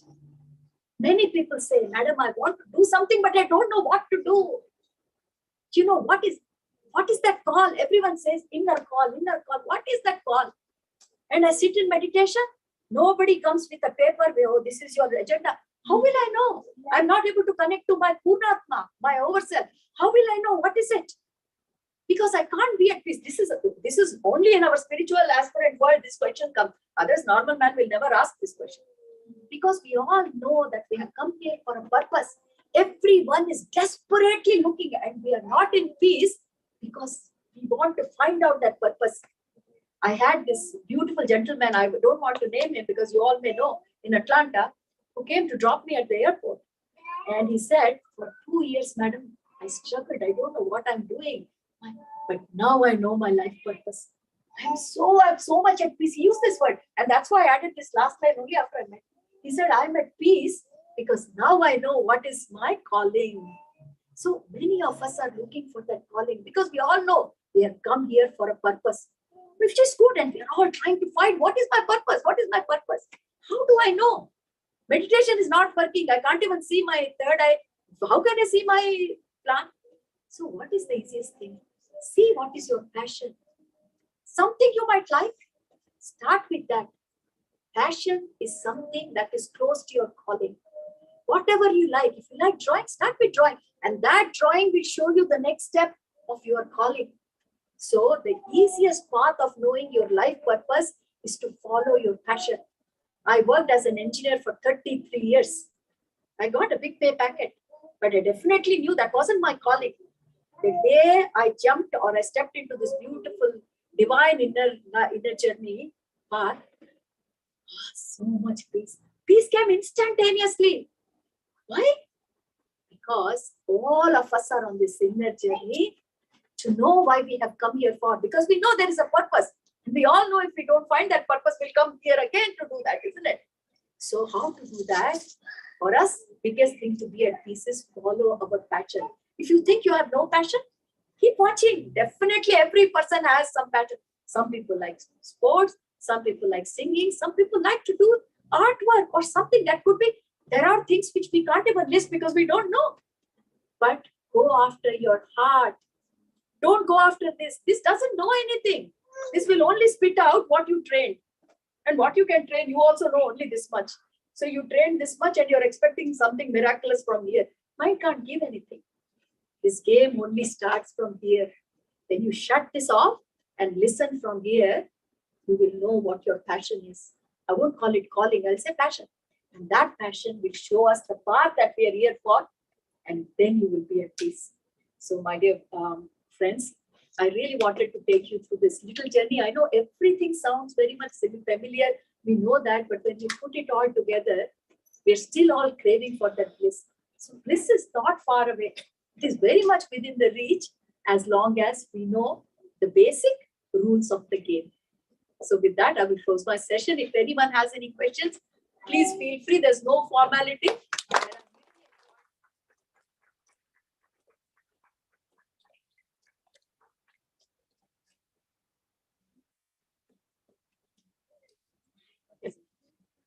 So, you know that Lord Rama and the Lord Krishna are big masters. So after, like, I know them by watching the movies. Yeah. So Lord Krishna, when I see him, like, I can see the bliss. Every time he's smiling. We know that he was born in the jail and, but still he was there. But Lord Rama, his expression is different. Yes. Can we consider that as still bliss? Like, how can we, like... Yes, very, very good question. So let's talk about it. Huh? If you don't understand any terminology I'm using, please ask me. Lord Krishna, that avatara is different to Lord Rama's avatar. Okay. Lord Krishna came into this incarnation knowing completely that he is divine. Rama did not come with that knowledge. So, to give us an example how it feels when you forget your divinity. We all have forgotten our divinity. Rama Avatara is to remind us that through our personal journey, we can all remind ourselves of our purpose. Because Rama ultimately did. I don't know how many of you remember the Sita in a story that I wisdom shared. Rama also did not reach that happiness instantaneously. It took a while. He could not even find where was Sita because he was not working from here. He was working from here. He didn't know where Sita was. So he had to say, if Rama remembered his divinity, why he had to look for Sita for so many years? In his third eye, he should have seen Sita is sitting under a Ashoka tree. Why? Because till a point he was using this. He was not using this. So in that avatara, when his energy was rising, it did not come to his third chakra. When it came to his third chakra, that means he came out of this mind into his heart. What is mind? What is heart? Mind is ego. Heart is bliss. There is always a conflict happening between ego and bliss. Our third chakra, which is Manipuraka chakra, sorry if I've used terminology which is novel to you. We are talking about chakra system because this is a very good question and I don't want to really reply half. So I'm using chakras as well. So starting from our root chakra, Mooladhara chakra, Swadhisthana chakra, Manipuraka chakra. This is where the ego world is completely controlling our life. So on the third chakra, we have a choice whether we want to see this world through ego or through bliss. How will you see? Talking is easy, but what does it mean, madam? What does it mean? That means, do you want to see the world through this labeling, judgment, that he is bad because he's got this story, that is bad? Or you choose to see the world beyond this and you believe that this world is, everyone is good. Everything is happening for a reason. That means now you're trying to come out of that condition. We all go through that process. Rama also went through that process. So as he started coming off this mind, because he realized through this mind, I can never find Sita. As he started coming out and tried to connect Sita from here, that means he came out of his ego system. He entered into the bliss world. So Rama also did this journey, but he did this journey for us to show us that when life goes this way, how do we operate? But Krishna need not do that. He came with complete awareness that he is divine. So for his case, we say he knew he was Lord Vishnu or Narayana. We are all Lord Vishnu and Narayana. We all have forgotten who we are. So one avatara shows us how we come into this life forgetting everything. Another avatara shows how life is beautiful when you know everything. So ultimately Rama also reached where Krishna was. But that journey that he took was to show us. Initially, he lived exactly like a human being. Rama Avatara is totally like a human being. So that Avatara is to show us that this is the life you're leading, but you can come out of it. At the same time, Krishna Avatara is showing us that you can live with complete divinity and see how beautiful the life is. Does that answer your question? Yeah. Thank you. Like the surrender is the most important one. But sometimes when we try to tell kids about how they do the things and what they do, and whether it is spouse or anybody Yes. in the family, they'll be like, you are telling them what to do, but you are not forcing them to do anything. In that situation, there is another discussion like garlic deepam betti. Yes, Devada. Antu a word under surrender ki deenki. How to differentiate those two? Very, very good question, Amma. Because on our Beyond Your Mind Foundation, we have these sessions called Sanghas. So what we do is, I have nothing to do there. We take a topic and every participant joins in and we discuss that topic. I'm just watching silently there.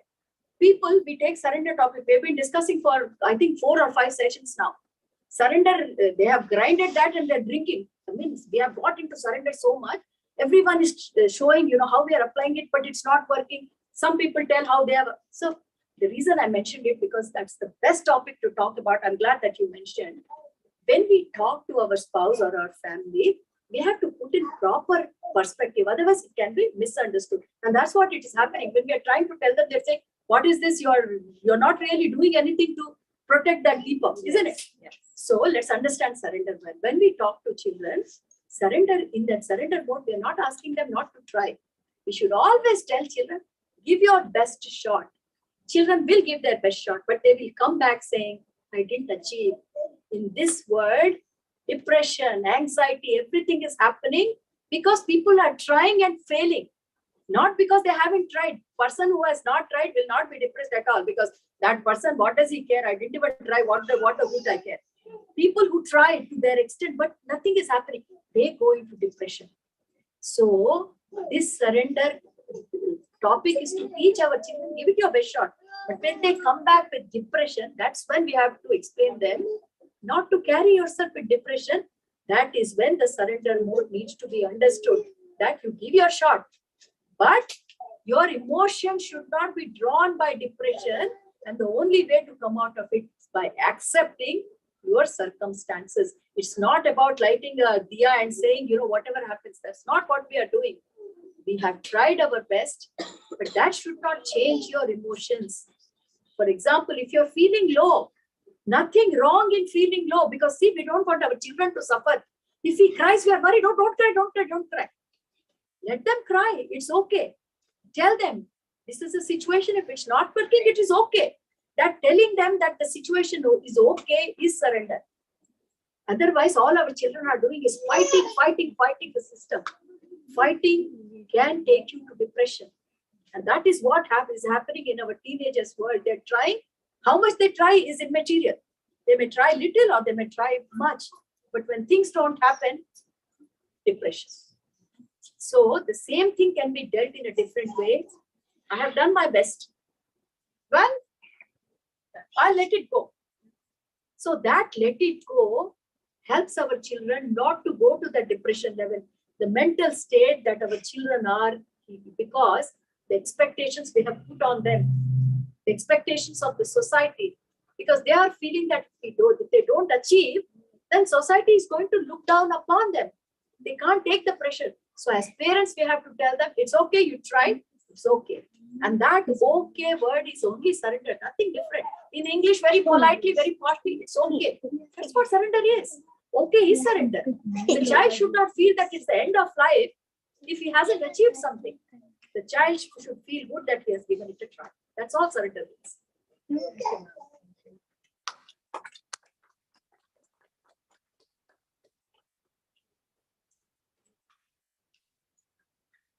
Thank you so much. I know it 1 hour, 1.5 hours was not enough. I know we forced you. Sorry about that, ma'am. I'm so happy that I'm first time in my life I'm so thank you for giving me a record. But again, it is not done. We'll take a while to set this up and all that, and there is food.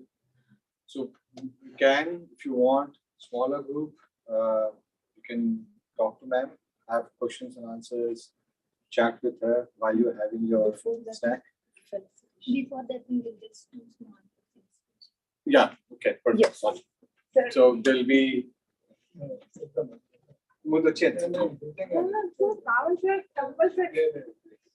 Please. We want to hear from you, sir, please. Come on. Thanks.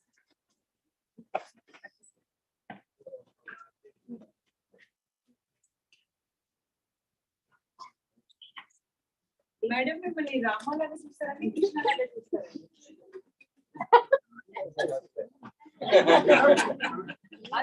Madam అందరూ dignity అందరూ masters అలాగే పంపిస్తారు కదా this always in that blissful happiness. Have a happy home because we practice spirituality and the reality.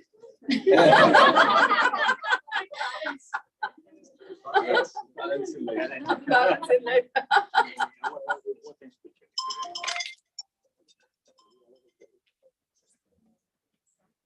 Thank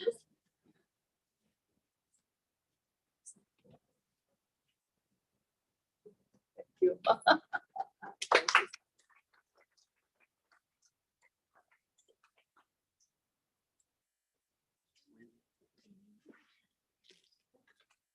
It's all, Nana. That's enough now.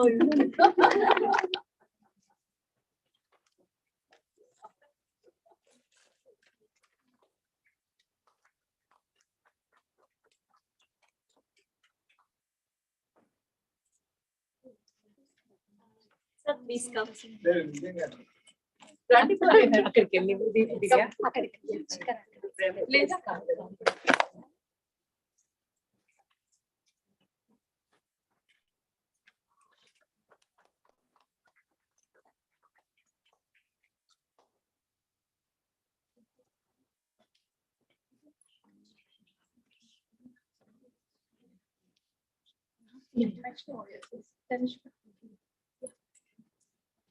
Ma'am, it's a small painting from me.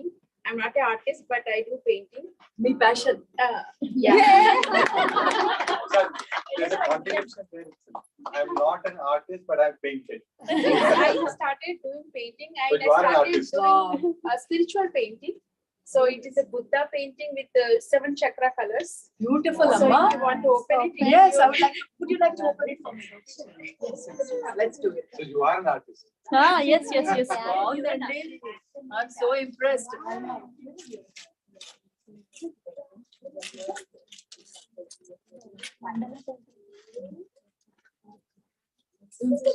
మీకు తెలిసిపోయిందండి మీ calling. She shared that. Thanks for the channel. There's a note underneath it. Yeah. For my. Okay, that note we need to be there. No, parvaled. Oh my God, I can already see that. Wow, so beautiful. So beautiful. Oh,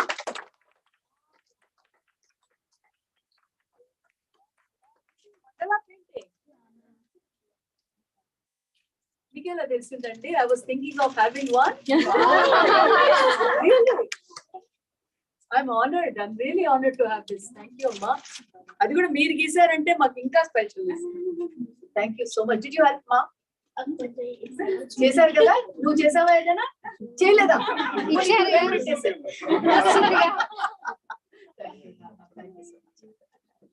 Thank you so much for all your love and affection. It has been such a special evening for me. I have been really looking forward to this Dallas evening. Chala sarlu, event ayye mundu you start imagining, you know, I have been visualizing this because many of you I know so well, either personally or through Zoom. The Zoom world has really got us all together. So humbly and honestly, thank you very, very much. And I really look forward to many more occasions connecting with you people. But we have a small and a beautiful world, and we are all connected wherever we are. And I feel that, and I'm sure you all feel that. So thank you once again. Thank you. I want to share my experience with madam. Yes, please come, Divya. My first Dallas connection.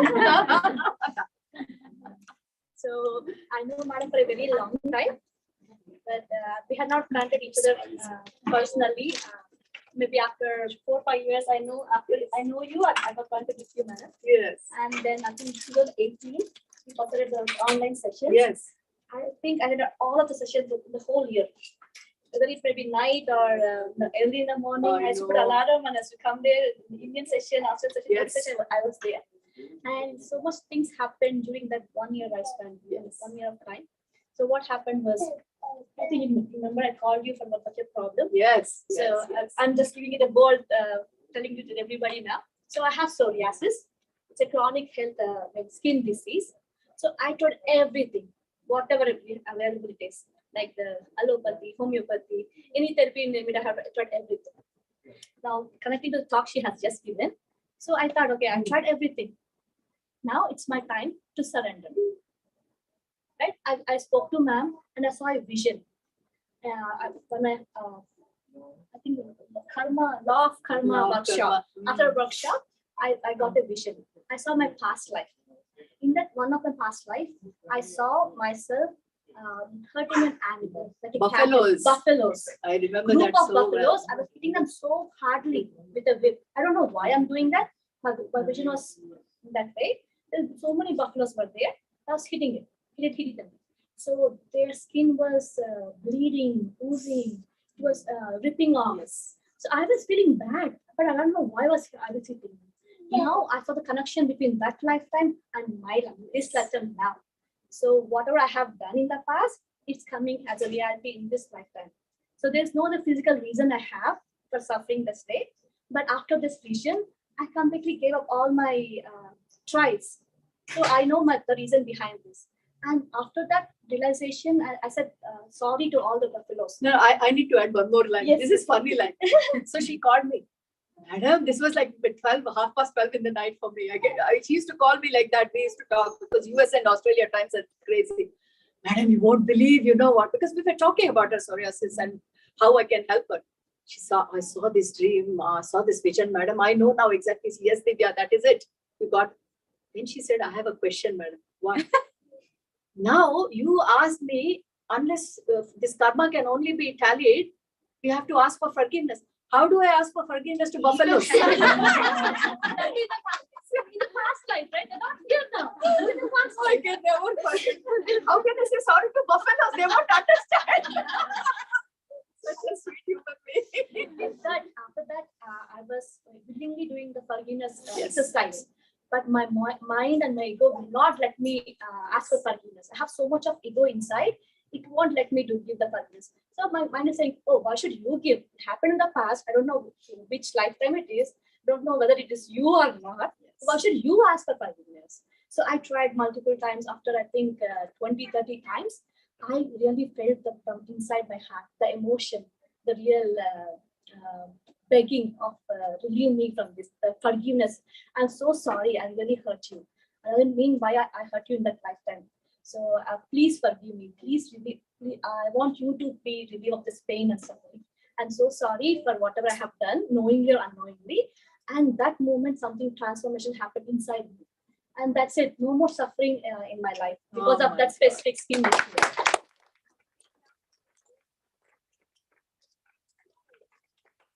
Talking in session is very easy. I can talk for hours together. Go ask forgiveness to buffalo, to dogs. But she did it practically. And how her life changed, I was a witness to that. I have so much regards for this master because we are all listening to so many books. But when it comes to practicality, we're always questioning, can it happen? She has proved it. She has proved it can happen. And look at her. If anybody says that she had it, nobody will believe. I used to have all my through my face, all my in my forehead and scalp. No more. No more. It was a little bit there even now, not maybe 90% gone. Maybe I have 10 more percent. But it's after that experience I had, I was completely healed. And they say, right, pain is inevitable. Yes. Pain is optional. Yes. I choose Yes. not to suffer. Pain is there. I choose not to suffer. I choose to be happy. She is a role model for me. Because practically she has done what we read in the books, what we talk in the sessions, and how amazing it is. Everyone gets a hope that yes, if Divya has done it, I can do it. My sister is suffering from psoriasis. You know, I have told her so many times you can get out of it, but she's not making the call. So Divya, you mentioned it, very soon you're going to get a request call from me to talk to my sister. I'll be glad Maybe to help. she's the one I was talking about, Harish. So if you talk to my sister, maybe you may be able to convince, because you can't convince your family. Oh, yes. And your family members I will never listen to you. So I'm very proud of you, Divya. Thank you, madam. Very, very I proud of remember you. you getting emotional on the phone. She was crying on the phone and expressing. I this. heard in one Yeah. of her session telling, I know she didn't mention that, Yes, but I I didn't already mention know names. that story because Ma'am you won't already, say the names. yeah, she shared the story. That was me. But I know, we know that you That was my because you story. shared Yeah, this, right? So how proud I am to be connected to this great masters like Yeah. you. Because this is not a small story. Psoriasis is such a painful condition, and it is very conscious we are of that. And this master has done it. My sister has it. I know what she's going through. And I tell my sister, but I'm not able to convince her. So maybe that is your life calling, Amma, through your example. Sure, madam. You are going to be a light to this world. There's so many people going through this. But amazing soul. Really, master. I'm so proud of you. Yeah. Support my low moments of my life. You were the support. We have come for that purpose, to be support at this point. It was a contract between us, remember? Yeah. There's one more experience to share with, personally with you. There's a Sure. big thing. Sure. So Thank happy. you so much, madam. Thanks for sharing. I'm waiting for this moment to share in front of you. Thank you, Amma. Thank you so much. And I am really blessed to have seen you physically, because you've always been in my heart. And We can never forget you. Thank you. Thank you. What a beautiful way to end the session, isn't it? What a beautiful way to end the session. Yeah. They can have You snacks. can have snacks and you can still continue to chit chat. And there is we have the pyramids, crystals. If you have it at home, good. If you want to carry some. Yes, that's yours.